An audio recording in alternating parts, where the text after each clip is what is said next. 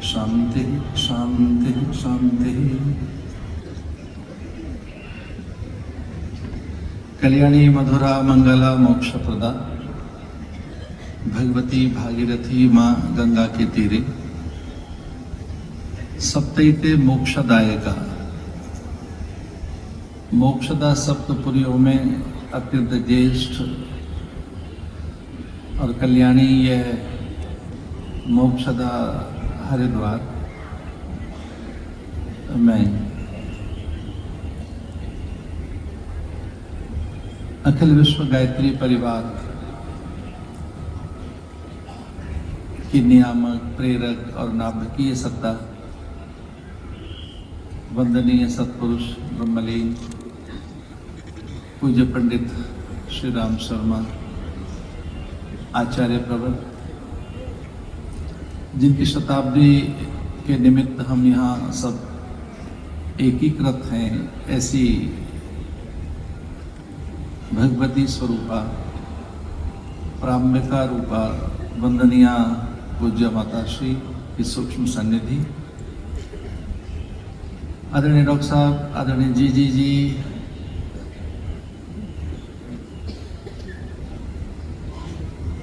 कि हम आभारी हैं कि उन्होंने एक अनमोल रत्न दिया और आज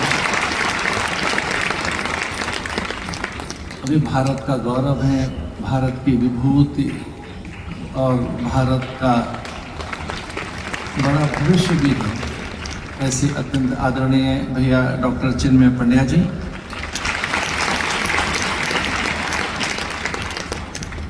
विश्व के सर्वाधिक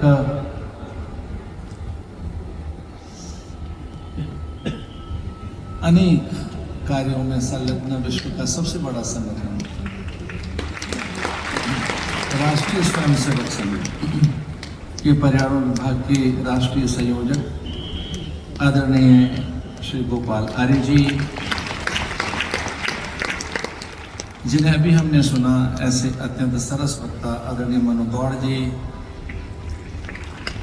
रणनीतिक सलाहकार मुख्यमंत्री उत्तराखंड, पर्यावरण के लिए अपना संपूर्ण जीवन आहूत कर पर्यावरण की अलग जगह रहे पर्यावरणविद आदरणीय किशोर उपाध्याय जी, राष्ट्रीय नदी परिषद के लिए समर्पित आदरणीय रमणकांत जी,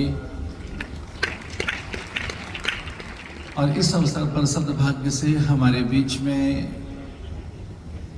उपस्थित श्रोत्रिय ब्रह्मनिष्ठ परम वंदनीय परम पूज्य महामंडलेश्वर विश्वेश्वरानंद जी महाराज, और इस अभिनव कुंभ जैसे परिवेश में आप सब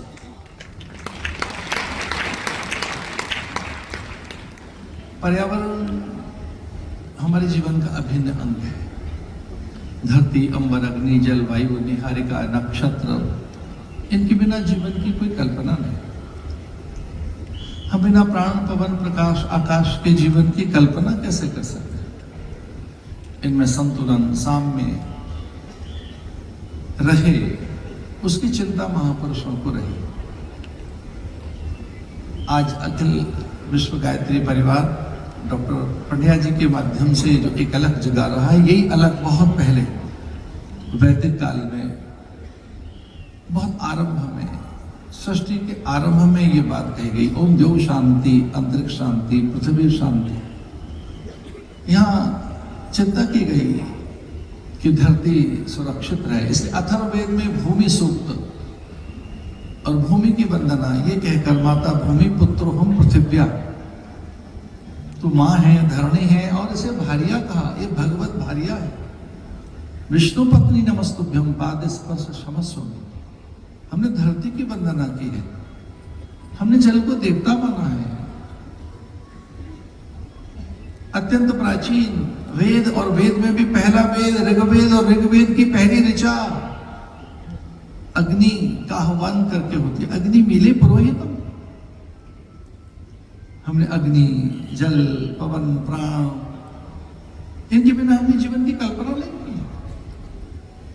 बड़ा संकट है, बहुत बड़ा। पर्यावरण असंतुलन है। न जाने कितनी सलिलाएं सूख गई हैं, कितने झरने, सरोवर, जलाशय मतलब प्राय है। बड़ी नदियां एक भयावह संकट को देख रही हैं। आदरणीय किशोर उपाध्याय जी से मेरी चर्चाएं होती रहती हैं। आप को मैं कहना चाहता हूं कि गंगा पर बड़ा संकट है। पूरे विश्व के वैज्ञानिक कह रहे हैं कि गंगा 2047 और 50 में किस रूप में होगी? एक क्षीणकाय, एक धारा के रूप में, ग्लेशियर पिघल रहे हैं। जलवायु में आकस्मिक परिवर्तन है। तापमान में बड़ी भयानक उच्चता है, उद्वेग है, उष्णता है, असंतुलन है। ओजोन के परत ध्वस्त हो रहे हैं। वन कितने कटे हैं। एक लज्जा की बात तो यह है कि इस धरती पर सर्वाधिक वन कहीं कटे हैं इन 50 वर्षों में, तो धरती भारत की है, जो पेड़ों की पूजा करती है धरती, जिसने वृक्षों को देवता माना, जो वृक्षों को तपस्वी कहती है। सर्वाधिक पेड़ हमारे यहां कटे, और पेड़ों के बिना तो हमारी कोई पूजा नहीं। शमी, धतूर, विजया, बिल्व, तुलसी, ये पत्रम पुष्पम फलम तो हमें आप भक्त्या प्रक्षति। जब भक्ति की बात करें तो भक्ति तो बिना वनस्पति के होगी ही नहीं, बिना फल फूलों के, बिना जल के हम अर्घ कैसे देंगे? आचमन कहां करेंगे? स्नान कहां होंगे? हमारे मेले तो नदियों के तट पर होते हैं, तो फिर मेले कहां होंगे? इनकी बड़ी चिंता। और इस सब में एक भूमिका है वृक्ष की। ध्यान रखना, पर्यावरण की रक्षा करनी हो तो वृक्ष की ओर, वृक्ष के अस्तित्व की ओर लौटना होगा। और हमारे शास्त्रों में कहा है, आप विद्वान बैठे हैं, हमारे शास्त्रों में कहा गया है कि सर्वाधिक मूल्यवान कोई धन है, और जिस धन की ओर, जिस अमूल्य अमूर्त संपदा की ओर गायत्री परिवार का ध्यान गया, वह कन्याधन, वह नारी शक्ति। हमारे शास्त्र कहते हैं 10 पुत्र समा कन्या। मैं नहीं कह रहा हूं, हमारे शास्त्र कह रहे हैं 10 बेटों के बराबर एक बेटी है। 10 पुत्र समा कन्या, 10 कन्या समोतरु। हाँ, 10 बेटों के बराबर तो एक बेटी है, पर 10 बेटियों के बराबर क्या है? एक बेटी। आर्य जी, समोतरु, शतल वृक्ष समोतरु एक जगह लिखा है, 100 पेड़ों के बराबर। वो 100 पेड़ कौन कौन से? उनमें अश्वत्थ है, शमी है, विजया है, तुलसी है, बिल्व है। इतने दिव्य वृक्षों की तुलना 100 ऐसे पेड़ बराबर, 100 अनेक पुत्रियां माने ऐसी, वो एक पेड़। तो अनेक पुत्रियों की तुलना एक तुलसी से की गई है, अश्वत्थ से की गई है। शत पुत्र समोतरु, 100 बेटों के बराबर एक पेड़ होता है। हम वृक्ष लगाए, आज बड़ा आनंद है, चारों वृक्ष दिखाई दे रहे हैं। जहां गायत्री परिवार ने समता की बात कही, वैचारिक आंदोलन खड़ा किया, नर नारी एक समान ये बात कही, घर घर गायत्री के माध्यम से वेद गूंजा। आप कर सकते हैं, आपकी सामर्थ्य है। डॉक्टर पंड्या जी, आप भी बड़ी सामर्थ्य है, आपके पास वैसे ही कार्यकर्ता है जो कभी इंद्र के पास थे समुद्र मंथन में, जो कभी राम के पास थे सेतु निर्माण में, जो कभी कृष्ण के पास थे गिरिराज के उठाने के सब। पर्यावरण की चिंता करिए और उसके लिए रिड्यूस, रीयूज, रिसाइकल। रिड्यूस माने कम, अनावश्यक उपयोग न करें। हम उपयोगी बने, उपभोगी नहीं। उपयोग और उपभोग में बड़ा अंतर है। आज जब कंज्यूमरिज्म एक एटीट्यूड हो, जब उपभोक्तावादी संस्कृति सामने आकर खड़ी हुई हो, कोई मुझसे पूछ रहे थे कि स्वामी जी आतंकवाद को किस रूप में आप देखते हैं? मैंने कहा आतंकवाद से तो सरकारें निपट लेंगी, पर मैं तो उपभोक्तावाद रूपी दैत्य की चिंता करता हूं। एक उपभोक्तावादी संस्कृति आई है। सो रिड्यूस, रीयूज एंड रिसाइकल, ऐसी चीजें प्रयोग करें। ये हमें गायत्री परिवार के कार्यकर्ता और ये स्वयंसेवक अथवा यहाँ के साधक बड़े अच्छे लगते हैं। एक झोला लेके चलते हैं, प्लास्टिक अभी भी आपके पास नहीं है।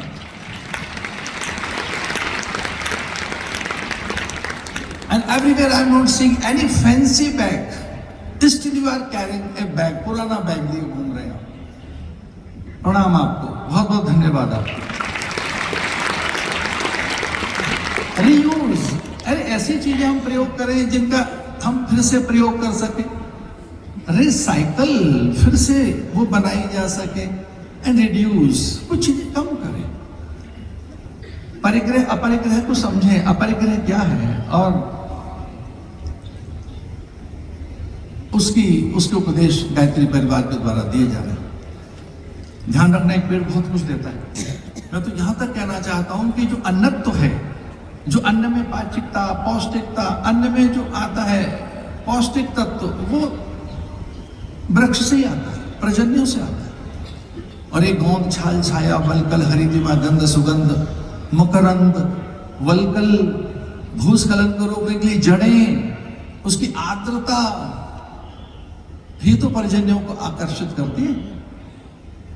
इस धरती पर पर्जन्य अथवा बादल आएंगे किसके कारण? वृक्षों के कारण। जो वृक्षों में जो उसकी आर्द्रता है, गीलापन है, उसमें जो प्राण है, उसमें जो औषधीय तत्व है। और ये नाम बोले कि सृष्टि में सबसे पहले ब्रह्मा नहीं है, पहले पेड़ है, कमल का फूल, फिर ब्रह्मा है। तो सृष्टि कर्ता ने भी, परमात्मा ने भी सोचा, नारायण ने, कि ये ब्रह्मा प्रकट तो हो रहा है, पर इसके लिए आसन कौन सा दिया जाए। धन्य है, भगवान ने तो कमाल कर दिया। रम्यम सुशोभनम दिव्यम सर्व सौख्य करम शुभम आसनम मया दत्त ग्रहण ब्रह्मदेव। लो, एक कमल का फूल है। कौन सा ऐसा देवता है जो वृक्षों के बिना है, वनस्पतियों के बिना है? ये रिड्यूस की बात पहुंचाए, आप रिसाइकल की बात पहुंचाए। और ये जो पहले की संस्कृति थी हमारी, कम का प्रयोग करें, ऐसा प्रयोग करें जो फिर से प्रयोग किया जा सके, लेकिन वृक्षों की ओर लौटे।